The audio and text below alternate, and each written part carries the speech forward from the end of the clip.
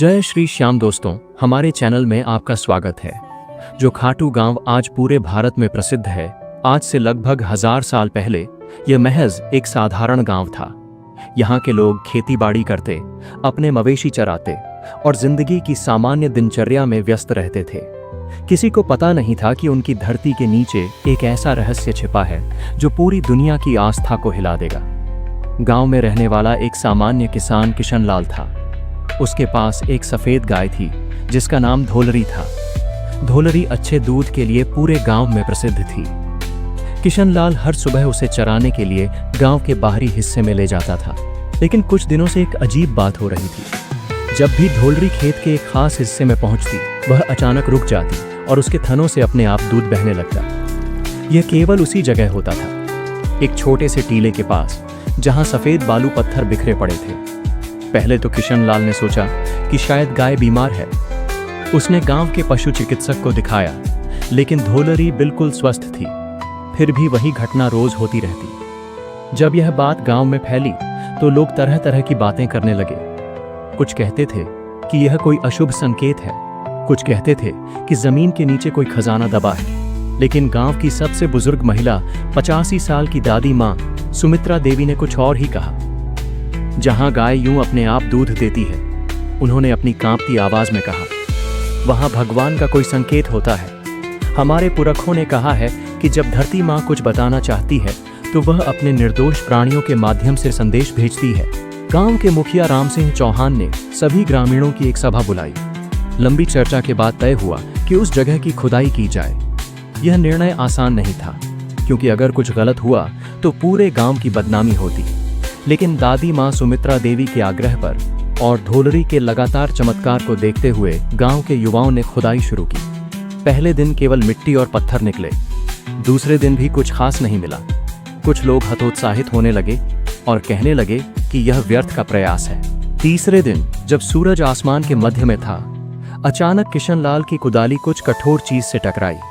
जैसे ही उन्होंने मिट्टी साफ की, वहां काले पत्थर की एक आकृति दिखाई दी। जब पूरी तरह साफ किया गया तो सबके सामने एक अद्भुत दृश्य था। एक मानव सिर की आकृति जो पत्थर से बनी लगती थी, लेकिन उसमें एक अजीब सी दिव्यता थी। सिर के चेहरे पर एक शांत मुस्कान थी। आंखें बंद थीं, मगर ऐसा लगता था मानो वह देख रहे हों। माथे पर तिलक के निशान थे और पूरी मूर्ति से एक अलौकिक तेज निकल रहा था। यह देखते ही पूरे गांव में हलचल मच गई। बुजुर्ग महिलाएं खुशी के आंसू रोने लगीं। बच्चे डर और जिज्ञासा से देखने लगे। पुरुष श्रद्धा से सिर झुकाने लगे। दादी माँ सुमित्रा देवी ने कहा, मैंने अपने दादाजी से सुना था कि युगों पहले यहाँ कोई महान आत्मा दफन की गई थी। आज वह प्रकट हुई है। यह कोई साधारण मूर्ति नहीं, यह किसी देवता का अवतार है। गांव के पंडित जी को बुलाया गया। उन्होंने मूर्ति को देखते ही कहा कि यह अवश्य ही किसी दिव्य शक्ति का प्रतीक है। उन्होंने मूर्ति को धूप दीप से पूजा की और कई दिनों तक नित्य आराधना करते रहे। 7वें दिन की रात खाटू के तत्कालीन राजा रूप सिंह चौहान को एक स्वप्न आया। स्वप्न में एक तेजस्वी पुरुष ने उनसे कहा, राजन, मैं हूं बर्बरीक, जिसे लोग अब श्याम के नाम से जानेंगे। महाभारत काल में मैंने अपने प्राणों की आहुति दी थी धर्म की रक्षा के लिए। श्री कृष्ण ने मुझे वरदान दिया था कि कलयुग में मैं उनके नाम से पूजा जाऊंगा। आज वह समय आया है। मेरे लिए एक भव्य मंदिर का निर्माण करो। मैं यहाँ हारे हुओं का सहारा बनूंगा। राजा रूप सिंह चौहान ने तुरंत मंदिर के निर्माण का आदेश दिया। सन 1027 ईस्वी में फाल्गुन शुक्ल एकादशी के शुभ दिन वह पवित्र मूर्ति मंदिर में स्थापित की गई। गांव के लोग नहीं जानते थे कि यह सिर महाभारत के उस वीर योद्धा का था, जिसने युद्ध में भाग न लेकर भी पूरे युद्ध को प्रभावित किया था, जिसकी वीरता, त्याग और न्यायप्रियता की कहानी आज भी अनकही है। समय की गहराई में जाकर हमें पहुंचना होगा महाभारत काल में। वह युग जब धरती पर धर्म और अधर्म के बीच महासंग्राम की तैयारी हो रही थी। इसी काल में जन्मा था एक अद्भुत बालक, जिसकी कहानी सुनकर आज भी रोंगटे खड़े हो जाते हैं। महाभारत में भीमसेन की पत्नी हिडिंबा से उत्पन्न हुआ था घटोत्कच। राक्षस और मानव के संयोग से बना यह योद्धा अपनी माया और शक्ति के लिए प्रसिद्ध था। घटोत्कच का विवाह हुआ दैत्यराज मोरा की पुत्री अहिलावती से, जो अपनी विद्वता और तपस्या के लिए जानी जाती थी। अहिलावती केवल एक दैत्य कन्या नहीं थी, उसने वर्षों तक मां कामाख्या की आराधना की थी और दिव्य शक्तियों की स्वामिनी बन गई थी। उसे भविष्य दिखाई देता था और वह जानती थी कि उसके गर्भ से जो संतान जन्म लेगी वह कोई साधारण बालक नहीं होगा। जब बर्बरीक का जन्म हुआ तो आसमान में अनोखे चिन्ह दिखाई दिए। पक्षी अलग तरह से गा रहे थे, हवा में दिव्य सुगंध फैली थी और जंगल के सभी जानवर शांत हो गए थे। ऐसा लगता था मानो प्रकृति स्वयं इस बालक के स्वागत में तैयार हो गई हो। बर्बरीक जन्म से ही असामान्य था। 3 साल की उम्र में वह भारी पत्थर उठा लेता था। 5 साल में वह तीर कमान चलाने लगा। 7 साल में वह जंगल के सबसे तेज दौड़ने वाले हिरण को पकड़ लेता था। लेकिन सबसे अनोखी बात यह थी कि बर्बरीक में दया और न्याय की भावना कूट कूट कर भरी थी। वह कभी किसी कमजोर को सताता नहीं था, बल्कि जब भी कोई ताकतवर किसी कमजोर को परेशान करता तो बर्बरीक उसका साथ देता। एक दिन मां अहिलावती ने बर्बरीक से पूछा, पुत्र, यदि तुम्हें कभी किसी युद्ध में जाना पड़े तो तुम किसका साथ दोगे? बर्बरीक ने बिना झिझक के उत्तर दिया, मां, मैं हमेशा सही का साथ दूंगा, लेकिन युद्ध में अक्सर यह पता करना कठिन होता है कि सही क्या है। अहिलावती ने समझाया, क्या तुम मेरा एक वचन मानोगे? हाँ मां, आपकी हर बात सिर आंखों पर। जब भी कोई युद्ध हो तुम हमेशा उस पक्ष का साथ दोगे जो हार रहा हो, क्योंकि हारने वाले को सहारे की सबसे ज्यादा जरूरत होती है। यह वचन बर्बरीक के जीवन की दिशा तय कर देने वाला था। आगे चलकर यही वचन उसे हारे का सहारा बनाने वाला था। युवावस्था में पहुंचकर बर्बरीक ने निश्चय किया कि वह कोई ऐसी शक्ति प्राप्त करेगा जिससे वह न्याय की रक्षा कर सके। मां की सलाह पर वह हिमालय के एकांत स्थान पर मां दुर्गा की तपस्या करने चला गया। 12 वर्षों तक बर्बरीक ने घोर तपस्या की। केवल फल फूल खाकर, कभी कभी केवल हवा पीकर वह मां दुर्गा की आराधना में लीन रहता। उसकी तपस्या इतनी कठिन थी कि देवता भी चकित रह गए। अंततः माता आदिशक्ति यानी मां दुर्गा प्रसन्न हुई और प्रकट होकर बोली, वत्स बर्बरीक, तुम्हारी तपस्या से मैं प्रसन्न हूं, मांगो क्या चाहिए? बर्बरीक ने हाथ जोड़कर कहा, माता, मुझे ऐसी शक्ति दीजिए जिससे मैं अकेले ही किसी भी अन्याय का अंत कर सकूं। मां दुर्गा मुस्कुराई और बोली, तथास्तु, मैं तुम्हें 3 दिव्य बाण देती हूं। पहला बाण उन सभी को चिह्नित करेगा जिन्हें तुम मारना चाहते हो। दूसरा बाण उन सभी को चिह्नित करेगा जिनकी तुम रक्षा करना चाहते हो। और तीसरा बाण उन सभी को नष्ट कर देगा जो पहले बाण द्वारा चिह्नित हैं। यह बाण कोई साधारण अस्त्र नहीं थे, इनमें दिव्य शक्ति थी। जब महाभारत युद्ध की तैयारी हुई तो बर्बरीक ने भी युद्ध में जाने का निर्णय लिया। उसके पास 3 दिव्य बाण थे, एक दिव्य धनुष था और सबसे बढ़कर मां का वचन था कि वह हारने वाले का साथ देगा। बर्बरीक जानता था कि इस युद्ध में उसके ही परिवार के लोग आमने सामने हैं। एक तरफ उसके पितामह भीम और पांडव, दूसरी तरफ कौरव। लेकिन उसके लिए यह पारिवारिक युद्ध नहीं था, यह धर्म और अधर्म के बीच का संघर्ष था। भगवान श्री कृष्ण सर्वज्ञ थे। वे जानते थे कि यदि बर्बरीक युद्ध में भाग लेगा तो क्या होगा। बर्बरीक पहले हारने वाले पक्ष का साथ देगा, उसके साथ आने से वह पक्ष जीतने लगेगा। फिर वह दूसरे, जो अब हार रहा है, उस पक्ष का साथ देगा। यह प्रक्रिया तब तक चलेगी जब तक सिर्फ बर्बरीक न बचे। इसका परिणाम होगा सभी योद्धा मर जाएंगे, केवल बर्बरीक जीवित रहेगा। यह धर्म स्थापना का उद्देश्य नहीं था। श्री कृष्ण ने एक वृद्ध ब्राह्मण का रूप धारण किया और बर्बरीक के मार्ग में प्रकट हुए। वत्स, कहां जा रहे हो? उन्होंने पूछा। आदरणीय ब्राह्मण जी, बर्बरीक ने सम्मान से उत्तर दिया, मैं कुरुक्षेत्र जा रहा हूं। वहां महान युद्ध हो रहा है, किंतु तुम्हारे पास तो केवल 3 बाण हैं। कृष्ण ने आश्चर्य से कहा, इतने बड़े युद्ध के लिए यह कैसे पर्याप्त हैं? बर्बरीक मुस्कुराया, आदरणीय, यदि 1 बाण से काम हो जाए तो बाकी 2 व्यर्थ हैं। यदि 2 से काम हो जाए तो तीसरा व्यर्थ है, और यदि तीनों का प्रयोग करना पड़े तो समझिए कि सारा संसार ही समाप्त हो जाएगा। श्री कृष्ण ने बर्बरीक की शक्ति की परीक्षा लेने के लिए कहा, यदि तुम इतने महान धनुर्धर हो तो इस पीपल के वृक्ष के सभी पत्तों को एक साथ भेद कर दिखाओ। बर्बरीक ने आंखें बंद करके ध्यान लगाया। उसने पहला बाण छोड़ा। बाण ने तुरंत पेड़ के हर पत्ते को चिह्नित कर दिया और फिर श्री कृष्ण के पैर के चारों ओर मंडराने लगा। यह बाण मेरे पैर के चारों ओर क्यों घूम रहा है? श्री कृष्ण ने पूछा। क्योंकि आपके पैर के नीचे एक पत्ता है जिसे मैंने देखा नहीं था, बर्बरीक ने कहा। कृपया पैर हटाइए, नहीं तो बाण आपके पैर को भी भेद देगा। श्री कृष्ण चकित रह गए। उन्होंने वास्तव में एक पत्ता पैर के नीचे दबा रखा था। जैसे ही उन्होंने पैर हटाया, बाण ने उस पत्ते को भी भेद दिया। अब श्री कृष्ण समझ गए कि बर्बरीक की शक्ति वास्तव में असीमित है। उन्होंने कहा, वीर बर्बरीक, युद्ध से पहले महान योद्धा को दान करना आवश्यक है। क्या तुम अपना शीश दान करोगे? बर्बरीक ने संदेह से पूछा। कोई साधारण ब्राह्मण इतना बड़ा दान नहीं मांग सकता। आप कौन हैं? तब श्री कृष्ण ने अपना दिव्य रूप प्रकट किया। चारों ओर तेज फैल गया। आकाश में शंख की ध्वनि गूंजी और देवता पुष्प बरसाने लगे। प्रभु, बर्बरीक ने भक्ति से सिर झुकाया। आपकी आज्ञा शिरोधार्य है, लेकिन एक अंतिम इच्छा है। कहो वत्स। मैं यह महान युद्ध देखना चाहता हूं। श्री कृष्ण ने बर्बरीक को वरदान दिया, तुम्हारा शीश एक पहाड़ी पर रखा जाएगा, जहां से तुम पूरा युद्ध देख सकोगे, और कलयुग में तुम मेरे ही नाम श्याम से पूजे जाओगे।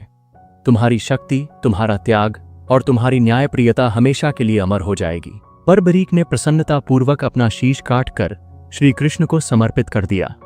श्री कृष्ण ने उस शीश को अमृत से सींचा और उसे एक पहाड़ी पर स्थापित कर दिया। पूरे 18 दिन का युद्ध बर्बरीक के शीश ने देखा।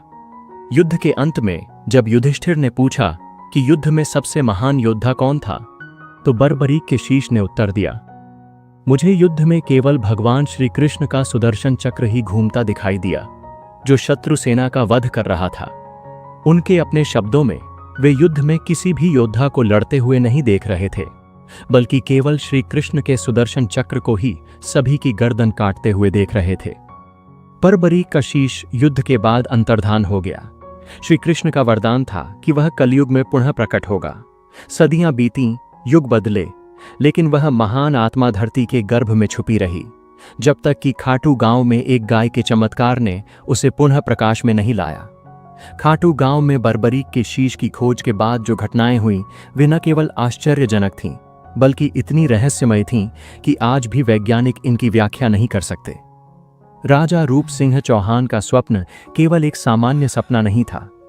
जब उन्होंने आंखें खोली तो उनके माथे पर तिलक का निशान था, बिल्कुल वैसा ही जैसा उस दिव्य पुरुष के माथे पर था जिसने स्वप्न में दर्शन दिए थे। यह देखकर रानी नर्मदा कंवर भी चकित रह गईं। अगली सुबह राजा ने पूरे राज्य में घोषणा करवाई कि खाटू में एक भव्य मंदिर का निर्माण होगा, लेकिन यह कोई साधारण मंदिर नहीं होगा। यह कलयुग के सबसे महान संरक्षक का धाम होगा। मंदिर के निर्माण में कई अलौकिक घटनाएं हुईं। जब शिल्पकार पत्थर काटने आए तो उन्होंने देखा कि कुछ पत्थर अपने आप एक खास आकार में कट जाते थे। मकराना संगमरमर के जो टुकड़े लाए गए थे, उनमें से कुछ पर प्राकृतिक रूप से श्री कृष्ण के चिन्ह बने हुए थे। सबसे आश्चर्यजनक बात यह थी कि जहां शीश मिला था, वहीं पास में एक कुंड अपने आप बन गया था। यह कुंड रातों रात बना था और इसमें निरंतर मीठा पानी भरा रहता था, बिना किसी दिखाई देने वाले जल स्रोत के। यह कुंड कभी सूखता नहीं, चाहे कितना भी भयानक अकाल हो। इसका पानी हमेशा मीठा और ठंडा रहता है। इस कुंड का भौगर्भिक सर्वेक्षण करने पर कोई भी भूमिगत जल स्रोत नहीं मिला, फिर भी यहाँ निरंतर पानी आता रहता है। इस पानी में ऐसे खनिज तत्व मिलते हैं जो आसपास के किसी भी पानी में नहीं मिलते। सैकड़ों साल पुराने इस कुंड का पानी हमेशा शुद्ध रहता है, कभी कोई बीमारी नहीं फैलती। श्याम कुंड के आधुनिक चमत्कार। प्रिया शर्मा की कहानी। प्रिया को ब्लड कैंसर था। डॉक्टरों ने हार मान ली थी। उसके परिवार ने अंतिम उम्मीद के रूप में श्याम कुंड में स्नान कराया। 3 महीने बाद जांच में पाया गया कि कैंसर के सारे सेल्स गायब हो गए हैं। डॉक्टर इसे मेडिकल मिरेकल कहते हैं। बीकानेर के एक व्यापारी रामदेव जी को कोढ़ की बीमारी थी। जब उन्होंने श्याम कुंड में स्नान किया तो 3 दिन में उनकी बीमारी पूरी तरह ठीक हो गई। यह घटना इतनी प्रसिद्ध हुई कि दूर दूर से लोग यहां आने लगे। अजमेर की गंगा देवी के पैर में लकवा था। 15 साल से वह नहीं चल सकती थी। श्याम कुंड में स्नान के बाद वह न केवल चल सकीं, बल्कि दौड़ भी सकीं। 1679 ईस्वी में मुगल सम्राट औरंगजेब ने राजस्थान के मंदिरों को नष्ट करने का अभियान चलाया। उसकी सेना खाटू भी पहुंची। मुख्य मंदिर पर हमला करने से पहले सैनिकों ने पास के गौरीशंकर मंदिर पर आक्रमण किया। यहां एक प्राचीन शिवलिंग स्थापित था। जब सैनिकों ने भालों से शिवलिंग पर प्रहार किया तो अचानक शिवलिंग से रक्त की धारा बहने लगी। ये देखकर सैनिक भयभीत हो गए। कुछ सैनिकों के हाथ अचानक सुन्न हो गए, कुछ की आवाज चली गई। डरे हुए सैनिक वहां से भाग खड़े हुए और फिर कभी वापस नहीं आए। 1857 के विद्रोह के समय, जब अंग्रेजों और स्थानीय राजाओं के बीच संघर्ष चल रहा था, खाटू मंदिर पूरी तरह सुरक्षित रहा। कहते हैं कि जो भी मंदिर को नुकसान पहुंचाने की सोचता था, वह रहस्यमय रूप से बीमार हो जाता था। 1947 में भारत पाकिस्तान बंटवारे के दौरान जब चारों ओर दंगे हो रहे थे, खाटू में पूरी शांति रही। 1971 में जब राजस्थान में भीषण बाढ़ आई तो चारों ओर पानी ही पानी था, लेकिन मंदिर परिसर में एक बूंद पानी नहीं घुसा। श्याम कुंड का पानी भी बिल्कुल साफ रहा। खाटू श्याम मंदिर की सबसे बड़ी विशेषता यह नहीं है कि यह कितना सुंदर है या कितना पुराना है। इसकी सबसे बड़ी विशेषता है यहां आने वाले भक्तों के जीवन में होने वाले चमत्कार। दिल्ली की सुनीता देवी को डॉक्टरों ने कहा था कि वह कभी मां नहीं बन सकती। 15 साल की शादी के बाद भी कोई संतान नहीं हुई थी। सास ससुर का ताना, पति का गुस्सा और समाज का तिरस्कार, सब कुछ झेलते झेलते वह टूट गई थी। एक बार उसकी सहेली ने उसे श्याम बाबा के बारे में बताया। सुनीता ने सोचा कि अब तो सब कुछ आजमा चुकी है, एक बार यहां भी चलकर देख लेती है। जब सुनीता खाटू पहुंची तो उसके सामने एक अनोखा दृश्य था। एक औरत अपने नवजात बच्चे को लेकर श्याम बाबा के सामने खड़ी थी और कह रही थी, बाबा, आपने मुझे यह संतान दी है, इसे आपका आशीर्वाद हमेशा मिलता रहे। सुनीता को लगा जैसे यह दृश्य सीधे उसके दिल पर चोट कर रहा हो। उसकी आंखों से आंसू बहने लगे। उसने श्याम बाबा से प्रार्थना की, बाबा, मुझे भी मां बनने का सुख दो, मैं आपका सबसे बड़ा निशान लेकर आऊंगी। 3 महीने बाद सुनीता गर्भवती हुई। 9 महीने बाद उसका एक सुंदर बेटा हुआ। जब बच्चा 6 महीने का हुआ तो सुनीता ने वादे के अनुसार 21 फुट का निशान लेकर पैदल यात्रा की। सुनीता के अब 3 बच्चे हैं। वह हर साल निशान यात्रा करती है और अन्य निःसंतान महिलाओं को प्रेरणा देती है। राकेश अग्रवाल जयपुर का एक छोटा व्यापारी था। उसकी कपड़े की दुकान में बहुत कम ग्राहक आते थे। उस पर 5 लाख रुपए का कर्ज हो गया था। साहूकार परेशान कर रहे थे, दुकान बंद करने की नौबत आ गई थी। राकेश की मां ने कहा, बेटा, एक बार श्याम बाबा के दर्शन करके आ, हमारे परिवार में सभी का भला हुआ है वहां जाने से। राकेश ने सोचा कि अब तो सब कुछ गया ही समझो, एक बार कोशिश करके देख लेते हैं। उसने निशान बनवाया और पैदल यात्रा की। मंदिर में जाकर उसने प्रार्थना की, बाबा, मेरा व्यापार ठीक कर दो, मैं हर साल आपका निशान लेकर आऊंगा और गरीब लोगों की मदद करूंगा। खाटू से लौटने के 1 हफ्ते बाद राकेश की दुकान में एक बड़ा व्यापारी आया। उसने कहा कि उसे राकेश की दुकान के कपड़े पसंद आए हैं और वह 50,000 रुपए का ऑर्डर देना चाहता है। धीरे धीरे राकेश का व्यापार बढ़ता गया। आज उसके जयपुर में 12 शोरूम हैं और वह करोड़पति है। लेकिन वह अपना वादा नहीं भूला। हर साल निशान यात्रा करता है और गरीब बच्चों की शिक्षा के लिए पैसा देता है। 21वीं सदी में जब दुनिया तकनीक की गुलाम हो गई है, जब इंसान अपनी जड़ों से कट रहा है, जब रिश्ते टूट रहे हैं और समाज बिखर रहा है, उस वक्त खाटू श्याम का संदेश पहले से कहीं ज्यादा प्रासंगिक हो गया है। आश्चर्यजनक बात यह है कि जैसे जैसे दुनिया डिजिटल होती जा रही है, खाटू श्याम में लोगों की आस्था बढ़ती जा रही है। इसके पीछे कई कारण हैं। ऑस्ट्रेलिया की प्रीति पटेल बताती हैं, मैं 15 साल से ऑस्ट्रेलिया में हूं। यहां भी हमारा एक छोटा सा श्याम मंदिर है। हर साल फाल्गुन में हम यहां मेला करते हैं। विदेश में रहकर भी श्याम बाबा का साथ महसूस करते हैं। युवाओं में बढ़ती आस्था। आश्चर्यजनक बात यह है कि आज के युवा जो अक्सर धर्म से दूर रहते हैं, वे श्याम बाबा की तरफ आकर्षित हो रहे हैं। आर्यन गुप्ता का कहना है, मैं एक साइंस स्टूडेंट हूं, धर्म में ज्यादा बिलीव नहीं करता था, लेकिन जब एग्जाम के दौरान बहुत प्रेशर था तो दोस्तों के साथ खाटू गया। वहां कुछ ऐसा अनुभव हुआ जिसे साइंस से एक्सप्लेन नहीं कर सकता। एक इनर पीस मिली। अब हमेशा जाता हूं। निशान यात्रा केवल एक परंपरा नहीं, यह श्रद्धा की जीवंत अभिव्यक्ति है। यह यात्रा रीनगस से शुरू होकर खाटू तक 18 किलोमीटर की है, लेकिन इसमें छुपी है हजारों किलोमीटर की आंतरिक यात्रा। निशान यानी ध्वज की शुरुआत 12वीं सदी में हुई, जब एक गरीब किसान मुरली ने अपनी बीमार बेटी के लिए मन्नत मांगी। उसके पास चढ़ावे के लिए कुछ नहीं था सिवाय अपनी पगड़ी के कपड़े के। उसने उसी कपड़े से एक छोटा झंडा बनाया और श्याम बाबा को चढ़ाया। उसकी बेटी ठीक हो गई। तब से निशान चढ़ाने की परंपरा शुरू हुई। श्याम बाबा का मुख्य संदेश, हारे हुए को कभी हारा न समझें, सेवा ही सबसे बड़ा धर्म है, विश्वास पहाड़ हिला सकता है, सच्चा त्याग कभी व्यर्थ नहीं जाता। यही है श्याम बाबा की असली शक्ति। वे हर युग में, हर काल में, हर परिस्थिति में हारे का सहारा बनते हैं। दोस्तों, अगर आपको ये वीडियो अच्छी लगी हो तो एक छोटा सा लाइक जरूर करें और हमारे चैनल को अब तक सब्सक्राइब नहीं किया है तो आज ही कर लें, ताकि हर नए चमत्कार से आप जुड़े रहें। और कमेंट में जय श्री श्याम लिखकर जरूर जाएं।